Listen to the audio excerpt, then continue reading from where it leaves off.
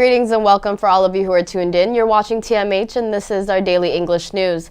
Our headlines for today: Ethiopia's peace process is undermined as Eritrean forces continue to attack civilians within the region. Severely restricted access to cash continues to slow down food responses in the Tigray region. And UN's forum has been used by the Ethiopian regime to whitewash ongoing human rights violations in Tigray and the rest of the country. Moving on to our main updates, Ethiopia's peace process is being undermined as Eritrean forces continue attacking civilians. Efforts to restore peace in Ethiopia after 2 years of fighting between the government and the Tigray forces are being undermined by Eritreans whose troops continue to attack civilians across the southern border, according to people with knowledge of this ongoing situation. A peace deal that was signed in South Africa on the 2nd of November between Ethiopian Prime Minister Abiy Ahmed's administration and the leaders of the Tigray leadership provides for the cessation of all hostilities and sets deadlines for both sides to decommission weapons and in fact withdraw their fighters as well. Eritrean troops and soldiers from Ethiopia's Amhara region, however, backed Abiy in the war, continuing to fight on, and the targets set the record may not be met, according to the people who spoke on the condition of anonymity because they aren't authorized to comment any further. Eritrean forces killed 111 people, according to an internal report compiled between the 17th of November and the 23rd of November by the Tigray government's Emergency Coordination Center, as seen by Bloomberg. The regional authority also reported that 103 people had been severely injured in areas still controlled by Eritrea, while 241 houses were destroyed and more than 100 camps for people displaced by the ongoing fighting were operating in the vicinity of the city of Adigrat alone, saying there are reports of extrajudicial killings of civilians, injuries, kidnappings, disappearances, destruction of houses, and widespread looting by the occupying forces, as the report said.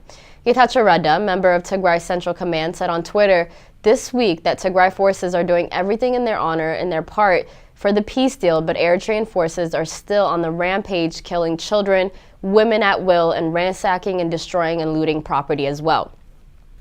According to Tighat, Eritrean troops massacred about 600 people in Mai Abai and 1,300 more in the central area of Adiabo, and they also killed over 1,000 civilians in Atsagat Mbala and burned down more than 2,500 houses in Adidaro town and its environs. Ethiopian government spokesperson Lagasa Tulu, alongside Eritrean Information Minister Yamana Gabramesqal, didn't respond to any several text messages seeking comment about these allegations.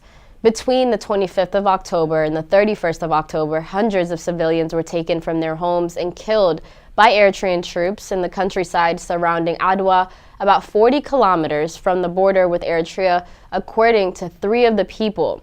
The U.S. State Department Bureau of African Affairs, a key interlocutor in the peace deal, said this week on Twitter that it fully backed moves to remove any foreign troops from the Tigray region.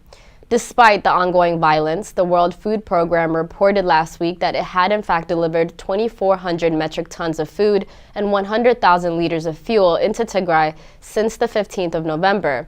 And some United Nations vehicles have also encountered difficulties in accessing more remote areas due to the security situation, as well as roadblocks managed by the Ethiopian troops alongside 2 humanitarian officials as well.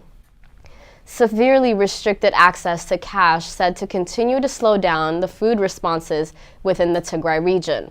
Tigray Emergency Coordination Center operational update reported the key challenges and humanitarian partners are facing currently on the ground.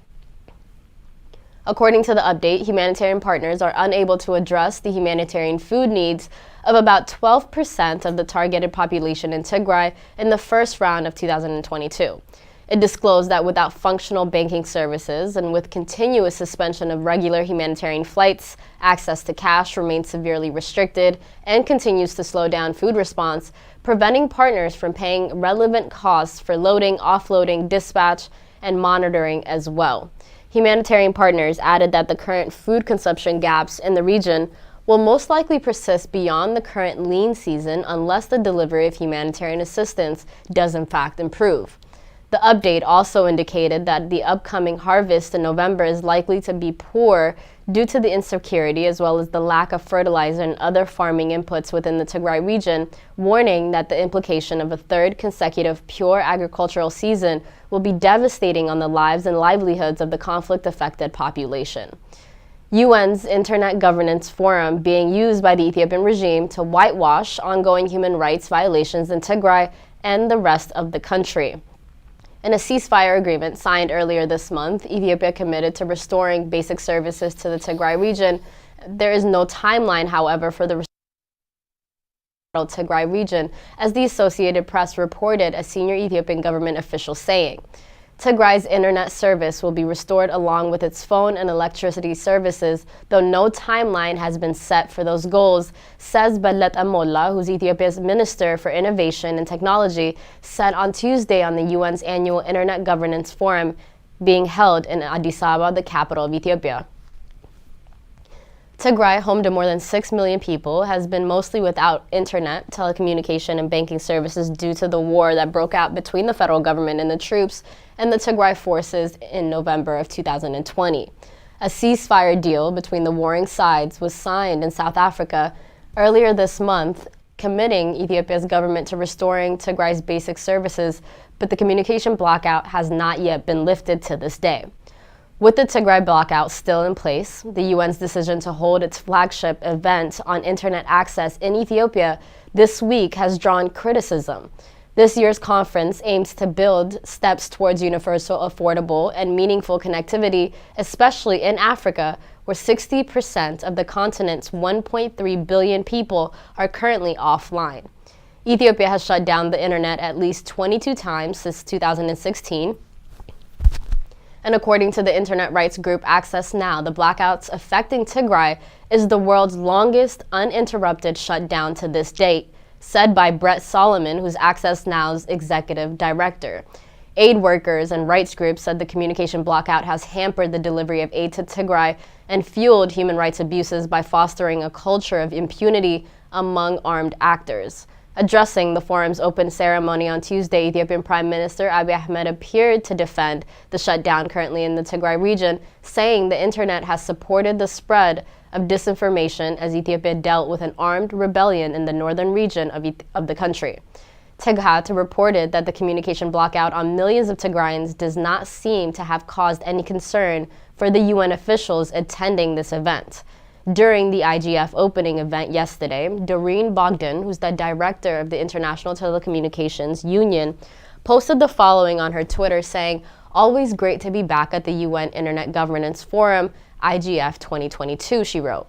While the stated aim of this conference is to promote digital rights, global connectivity, and broader safety of the internet, Doreen says nothing about the absurdity of the situation in the host country of the event.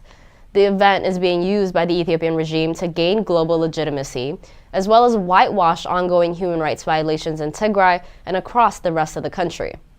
Tighat reported that during the opening of the day conference, gadgets were confiscated for participants at the entrances of the venue, likely to silence voices about the blackout currently in the Tigray region.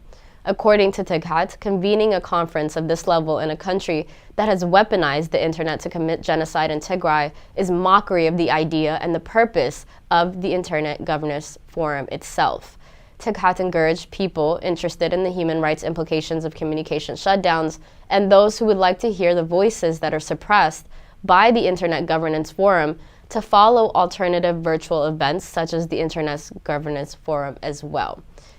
Our final update for today, meanwhile, as the IGF continues in Ethiopia, the U.S. has called on Ethiopia to speed resumption of telecommunication services in conflict-affected areas, as the U.S. State Department said in a press release published on its website on Tuesday that the U.S. Ambassador at Large for Cyberspace and Digital Policy, Nathaniel Vick, is currently visiting Addis Ababa, Ethiopia for 3 days to attend the 17th annual meeting of the Internet Governance Forum and meet with his African counterparts as well. On that note, that concludes our news for today. Thank you so much for tuning in. Bye-bye.